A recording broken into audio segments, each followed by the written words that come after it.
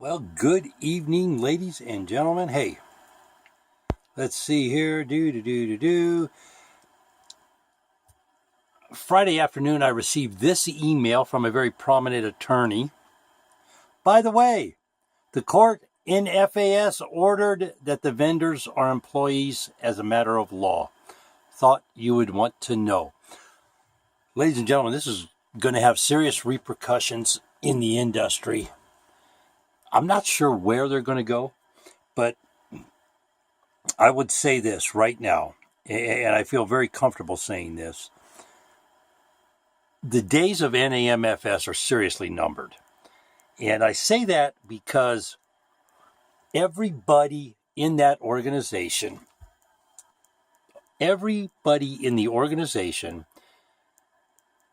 as far as a member that's subbing work, is going to get buried on this. They're going to get buried on this because I was just going over some numbers, crunching some numbers with some people. We're in the six figures, and we didn't work that long for these people. They want to know about mileage or fuel costs. That's reimbursable. Your insurance, you get reimbursed for it. And think about this, ladies and gentlemen. Why are you buying insurance and having them be insured? You're buying insurance for them. That was the thing. One of the things that happened when we first got involved in the industry, our insurance agent would not allow additionally insured certificate holder to be the same entity. They said no to that. So we got lucky in a lot of respects and had some people looking out for us.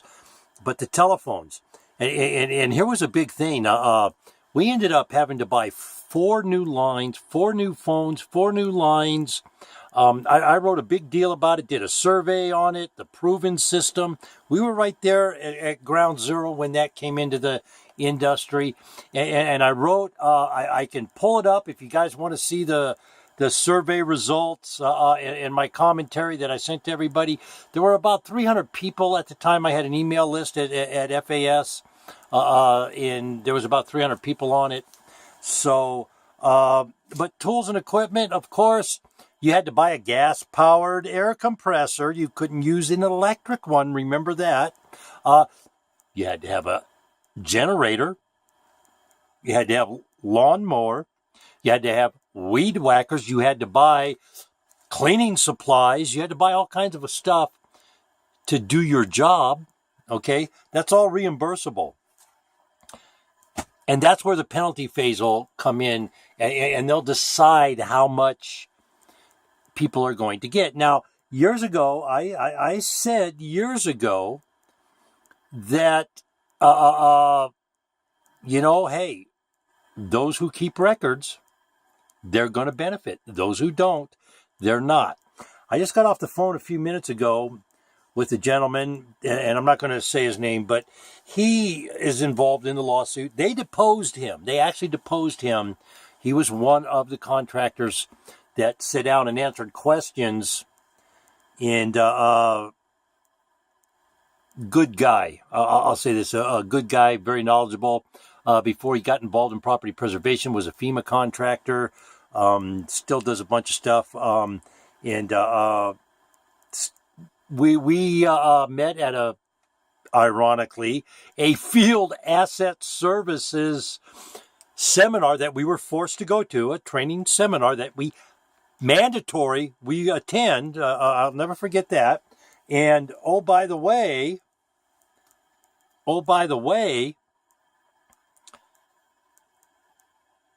when we attended that, and I met this gentleman, I made a presentation about cash for keys. I knew at the time, ladies and gentlemen, I already had the contract in my pocket. I had already talked to this guy about it, and he said, Aaron, he goes, that's a nice piece of change. He goes, you tuck that in your back pocket because someday it's going to come in. It'll work for you. Cash for keys, ladies and gentlemen. The vendor is supposed to get $250.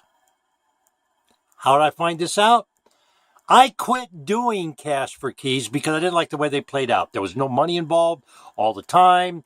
You were responsible for money, blah, blah, blah. You guys all know if you do Cash for Keys, you know what's going on there. So I see the realtor on the thing, and she was a good gal. I said, you know what? I'll do this. I called her up and I told her, I said, I'm not really doing them anymore. She goes, well, you don't have to do this. No, Kathy, it's okay. I'll do this one. So she brings her paperwork, and we're all doing it, and we're checking the people out. The house is really clean and everything, and and I get to talking to Kathy, and I go, I said, I'm glad these people really cleaned this house because, there's just no money in this stuff. By the time, we have to go through everything that we have to do in the time and everything. She goes, what do you mean there's no money in it for you? And she showed me the paperwork, vendor, $250 check. That means that FAS was stealing our money. That means whoever else is involved there that's not paying you that $250 for Cash for Keys, in addition to the lock changes, the yard service, the janitorial, in addition, okay, they were keeping that money and writing it off as, but I knew that. And my question was this to them at that time. With everything that we are required to do, courier the money, set the appointment between the resident and the realtor, go there, and only to find that they're not ready. We have to come back in another time. And I asked him, I said, for us not even to get a $20 bill as acknowledgement for our time, I think that's pretty, kind of chicken poop. I got a standing ovation. I wasn't going for accolades or anything, but that was the day I knew I was onto something, and I knew that something was amok in the industry because this was their response. They go, well, you get all the other services. And I know that it's a problem. They flat out lied is what they did. And we know that it's a problem, but we just don't get any money for that to pay you guys. There's nothing in the thing. I said, and my response was, you need to negotiate a better contract then. And that got the standing ovation too. The truth is, there is money for the vendor for Cash for Keys. It's a $250 sum. This was 7 years ago, ladies and gentlemen, so it might have changed since then. I don't know. But what I want to touch on here is the National Association of Mortgage Field Services. Management for stealing, as I have fondly called them. Little man termed them, if you will. The membership of that organization has pyramided this entire industry. You know what? I can't, once the word gets around the legal arena, Safeguard is not going to be able to hire enough attorneys to beat everybody away. Cyprix is next, ladies and gentlemen. Safeguard. A to Z, you name it. Every single one of these companies that is subbing work to you is on the hook. And the reason I bring this up is because this first came to light in 2010. That's when it first came to light that a company had to be properly licensed in a state to conduct business, i.e. Booze Check in New Jersey, subbing work to California. And I've always questioned all this. I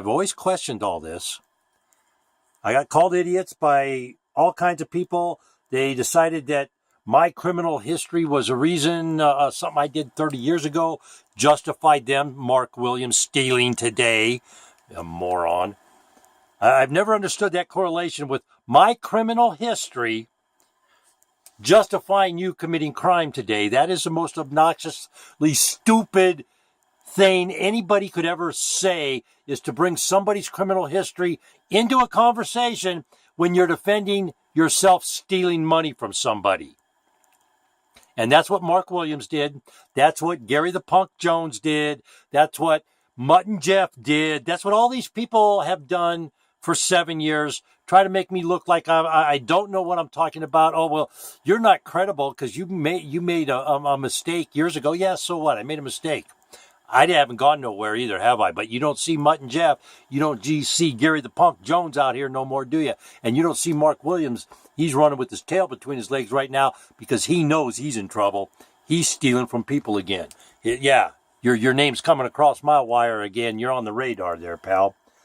Started the watch list years ago just to inform people that, hey, this company, got some shady behavior. You might want to be careful. That was all it was about. It was just to notify people. It wasn't to try to keep score, if you will. But now it looks like it's become evidence. I inadvertently started file, I guess, by starting my blog. I created a log of crime, of misbehavior, if you will. What's sad is I don't think for 1 minute anybody on the board of directors, or Eric Miller for that matter, is stupid. I don't think they're dumb. I do think they're greedy, or they would have stopped what's going on back in 2010. They would have said, and I'm sorry, but I don't remember the bozo's name who got all pissy with me about, I can't talk about it. I can't talk about it. There's a disclosure. Yeah, you know what? That's what I got to say to your disclosure. You could have talked about it and you could have stopped it. The Berghorst could have stopped it. Eric Miller could have stopped it, and yet he allowed a criminal thief, Jay Cheap Suit Kaczynski, to become a member of the organization when he was stealing, while he was stealing from labor. That's the kind of person Eric Miller is. Pecuniary greed at its finest.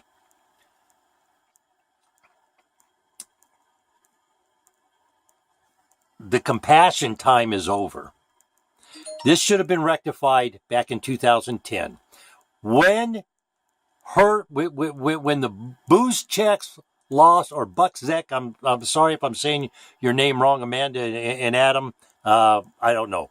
Buzchek is what I hear. Buczek is how it's spelled. So I don't know. I've reached out. You've never contacted me to talk, so I don't know. Same with Eric Miller. I've got questions into Eric Miller right now. I don't know if he's going to answer or not. I hope he does. I hope he says something and kind of steps up and tries to clean this up, because it's a mess. It's a bad mess.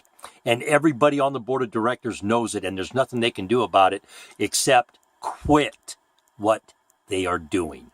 And that means Safeguard cannot sub to all the regionals. Every single one of you in the middle, from the bank to me, every single one of you in the middle is going to be on the hook. And oh boy, am I going to enjoy seeing you guys squirm, especially all you bozos that have given me grief for the last 7 years. It's going to be fun to watch you squirm. I hate to say that. I hate to gloat. But you know what? Golly gee, beeve. Yeah. That's what it's all about. And like I said,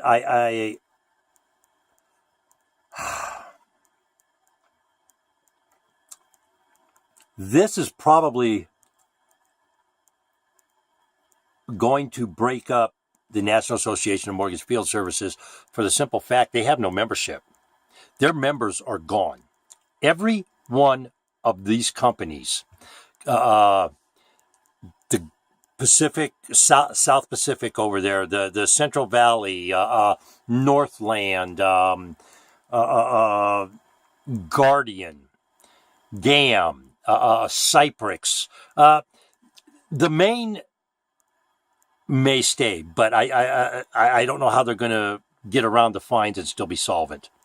That's what's going to happen. They're going to get around the fines, and I don't know how they are going to do it. I have no idea how they will salvage what's going on. Ladies and gentlemen, if you need assistance putting numbers together, figuring out what needs to be done, if you need help with putting spreadsheets together so you have some kind of record of your business, I have a Business 101 package. It's cheap, $50. You can't go wrong. It comes with an hour consultation. Give me a call. I'll help you out. You can hit the PayPal on the website. If you might be interested in helping develop a radio show, you want to do some advertising, give me a call. We can work on that. And of course, tune in Tuesday, GMO Tuesday, ladies and gentlemen. Lots of news going on for GMO Tuesday. Boy, oh boy, if you think it's crazy in the property preservation industry, GMO Tuesday, ladies and gentlemen. GMO Tuesday, I'm telling you, Monsanto, 50 court cases over one person. One person. And he was an employee of the Environmental Protection Agency.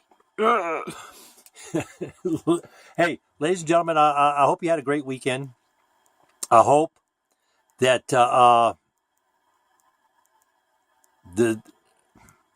there's going to be this has become criminal now. What's going on? If you think you're getting back charged now, wait till you see what happens. MCS is next on the line. If you have put MCS 360, do a search in your computer, ladies and gentlemen, in your email things. If something pops up asking you to do AMS work, contact me, please. I'll put you. Well, they just need them. They don't need to know where they came from. They just need to see it says AMS, MCS. It would help them out. That's going to be an interesting case to see how it plays out. AMS is no longer around. MCS has picked up the baggage, and they're going to have to deal with it. How that's going to play, because that contract was HUD, and AMS cheated HUD big time. So we'll see how that plays out, ladies and gentlemen. And you can bet I will have some commentary. Getting ready to go back and do radio again. We'll be back on the radio here this coming week. Tune in, you bet. AM News, America Matters Media. And ladies and gentlemen, all the people that have helped me out and helped me keep my head up. Team Ironclad, Women at Work up there in Virginia, Property Preservation Rescue over there in Oklahoma, the Ben Vincent guy over there in California, Mary's Heirloom Seeds in San Ramon, California, Marla Dawn Gates, the fellow blogger on the organic stuff, and non-GMO gal back there in Pennsylvania. I